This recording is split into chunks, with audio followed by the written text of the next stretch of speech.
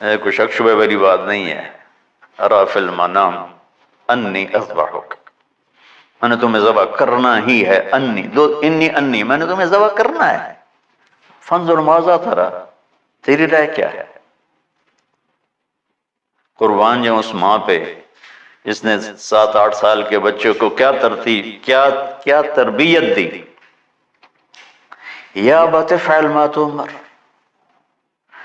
یعنی یا ابت افعل، بیچ میں کوئی حرف نہیں، کوئی عطف نہیں، یا ابت افعل بما تؤمر ستجدنی انشاء اللہ من الصابرین۔ اس عمر میں اپنی قربانی کو اللہ کے ساتھ جوڑو، بک کرو آپ۔ یہ جب ماں اپنے بچے کو فوکس کر، آج کی مائیں، میں گلہ کرتا ہوں آپ کے والدین سے، میں گلہ کرتا ہوں، انہوں نے اپنی اولاد کو فوکس نہیں کیا، یہ اپنے دھندوں میں اتنا پھنسے ہوئے، اپنے کاموں میں، اس بدبخت یہ کیا فون ہے، کیا کہتے ہیں اس کو، اسمارٹ فون، سیمسنگ موبائل، اس میں اتنا گم ہو گئے ہیں کہ بچے اگنور ہو گئے ہیں۔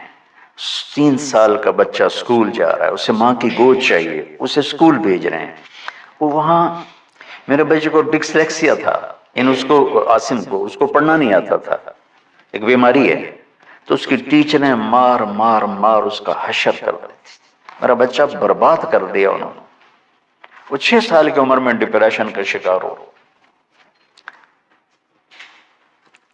میں ماؤں سے کہتا ہوں بچوں کو ٹائم دو، تمہارا سرمایہ تمہاری اولاد ہے، اور اولاد ڈگری سے عزت نہیں ملتی، اولاد تمہاری نیک ہوگی تو وہ بلند بخت ہوں گی، عزت پائیں گی۔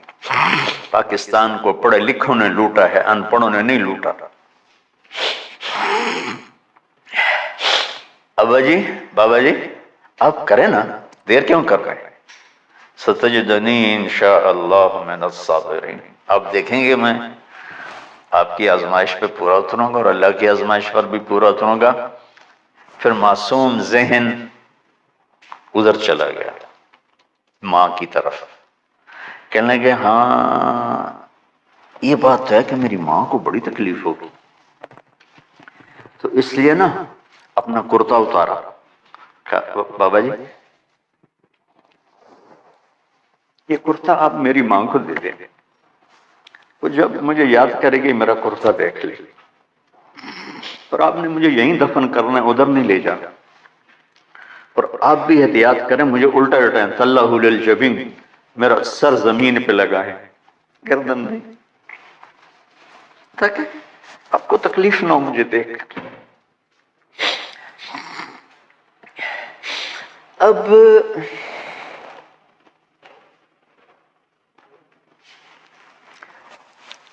میں تو مرغی ذبح ہو رہی ہوں نا تو اس کو تڑپتے نہیں دیکھ سکتا، قربانی کے لیے مفتی صاحبان کہتے ہیں کہ اوپر کھڑا ہونا چاہیے، خود کرے یا اوپر کھڑا ہو، میں نہیں کھڑا ہو سکتا، جانور جب تڑپتا ہے مجھے کچھ ہونے لگتا، تو میں بچوں کو بھیجتا ہوں جاؤ قربانی پہ کھڑے۔ جیسے ابراہیم علیہ السلام کا تصور کر کے میری چیخیں نکل، کہ انہوں نے جب ان کی کمر پہ گوڈا رکھا ہوگا یوں کر کے، ہاتھ باندھے، پاؤں باندھے، اور سر کے بال یوں اٹھا کے یہاں لائے ہوں گے سر پر، چھری یہاں رکھی ہوگی، کیا کیفیت، تو یوں آسمان کو دیکھ کے یا اللہ کیا تم مجھ سے ناراض ہو گیا کہ میرے دل میں اسماعیل زیادہ اتر گیا ہے؟ یا اللہ ایسا کبھی نہیں ہے،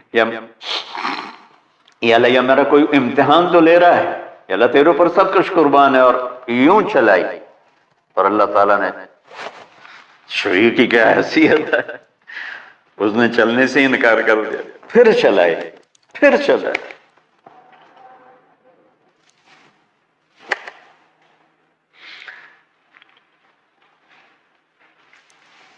بازی کتابوں میں ہے تو صحیح، لیکن روایت کی کتنی حیثیت ہے وہ تو مجھے نہیں پتا، لیکن چونکہ یہ ایک تاریخی چیز ہے کہی جا سکتی ہے۔ کہتے ہیں پھر گئے اور چھری کو تیز کیا پتھر پر، تیز کر کے جب آئے نا اور بال پکڑے، آسمان کے فرشتے 2 دفعہ روئے ہیں انسانی تاریخ میں، آسمان کے فرشتے 2 دفعہ روئے ہیں انسانی تاریخ میں۔ ایک جب ابراہیم علیہ السلام نے ان کی کمر پہ اپنا گھٹنا رکھا کہ سر کے بال پکڑ اور چھری پکڑ کے یہ کہا یا اللہ تو مجھ سے ناراض ہو، تو آسمان کے فرشتوں کی چیخیں نکل۔ اور ایک جب اللہ کے نبی کو طائف میں پتھر پڑے کہ اللہ من یشکو الیک ضعف قوت، تو آسمان کے فرشتوں کی چیخیں نکل گئی جب ہمارے نبی کو طائف والوں نے مارا اس پر۔ یہ 2 دفعہ آسمان کے سب فرشتے روئے۔ تو پھر اللہ نے کہا بس، نادیناہ ان یا ابراہیم قد صدقت الرؤیا انا کذلک نجزی المحسنین۔ ابراہیم تو پاس ہو گیا ہے، چھری چل گئی اور آنکھوں پر تو پٹی تھی، چھری چل گئی، پٹی کھولی تو سامنے کبش تھا، تنبا اور اسماعیل اور جبریل کھڑے ہوئے تھے۔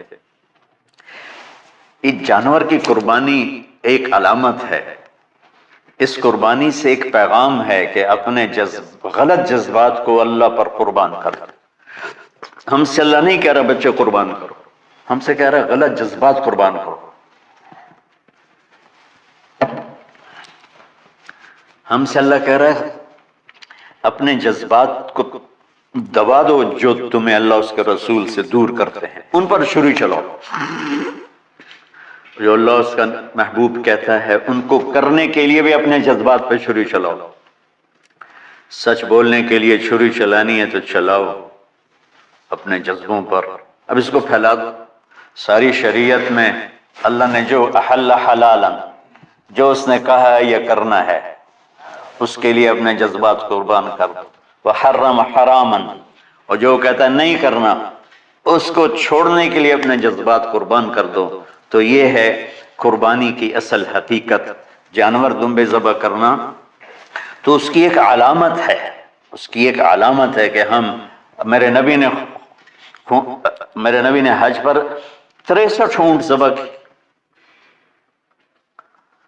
اپنے ہاتھ سے ذبح کی، باقی 37 حضرت علی رضی اللہ تعالیٰ علیہ السلام نے ذبح کی۔ تو بھائیو قربانی کی اصل یہ ہے کہ ہم اللہ اس کے رسول پر اپنے جذبوں کو قربان کرتے ہیں، اپنے جذبوں کو قربان کرتے ہیں۔ مولانا ابوالکلام آزاد رحمۃ اللہ علیہ کا میں مضمون پڑھ رہا تھا اسی قربانی پر، تو انہوں نے فرمایا، انہوں نے لکھا، وہ خطابت اور قلم کے تو بادشاہ تھے، واقعی وہ ابوالکلام تھے۔